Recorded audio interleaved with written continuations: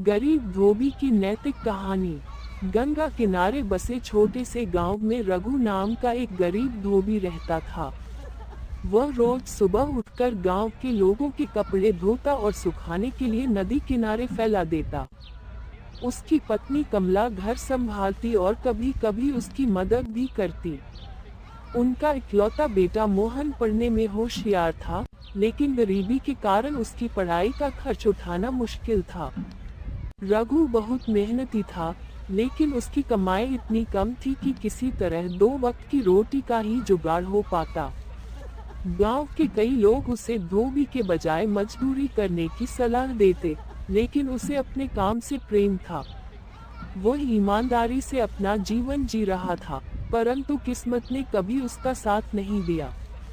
एक दिन गांव के जमींदार ने अपने महंगे रेशमी कपड़े धोने के लिए रघु को दिए और ताकीद की, अगर इनमें जरा भी दाग रह गया तो तुम्हारी मजदूरी काट ली जाएगी। रघु घबराया तो, लेकिन उसने अपने अनुभव पर भरोसा किया और कपड़े लेकर नदी किनारे चला गया। वह पूरी मेहनत से कपड़े धोने में लग गया, तभी अचानक तेज हवा चली और एक कपड़ा नदी में बहने लगा।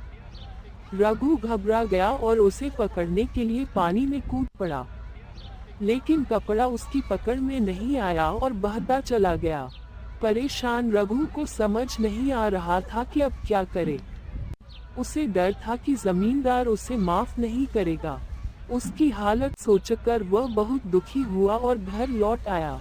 उसने अपनी पत्नी को पूरी बात बताई, तो उसने उसे हिम्मत दी, सच बोलने से डरना नहीं चाहिए। हो सकता है कि ईमानदारी से बात कहने पर जमींदार पिघल जाए। दूसरे दिन रघु जमींदार के पास गया और सच्चाई बता दी। उसकी आवाज कांप रही थी, पर उसने झूठ का सहारा नहीं लिया। जमींदार पहले तो बहुत नाराज हुआ, लेकिन जब उसने रघु के चेहरे पर ईमानदारी और पछतावे की झलक देखी, तो उसका गुस्सा शांत हो गया। उसी समय एक सेवक भागता हुआ आया और बताया कि वह कपड़ा नदी के किनारे फंसा हुआ मिल गया है। जमींदार मुस्कुराया और बोला, रघु, तुम्हारी ईमानदारी से मैं बहुत प्रभावित हुआ हूँ। मैं तुम्हें दंड देने के बजाय इनाम देना चाहता हूँ। जमींदार ने न केवल रघु को इनाम दिया, बल्कि उसे अपनी हवेली का स्थायी धोबी बना लिया, जिससे उसकी आमदनी बढ़ गई। अब वह अपने बेटे मोहन की पढ़ाई अच्छे स्कूल में करवा सकता था। रघु की ईमानदारी की कहानी पूरे गांव में फैल गई और लोग उसे सम्मान की दृष्टि से देखने लगे। इस घटना ने सिखाया कि सच्चाई और ईमानदारी का रास्ता कठिन जरूर होता है, लेकिन अंत में जीत हमेशा सच्चाई की ही होती है।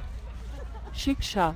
ये कहानी हमें सिखाती है कि कठिन परिस्थितियों में भी ईमानदारी का दामन नहीं छोड़ना चाहिए।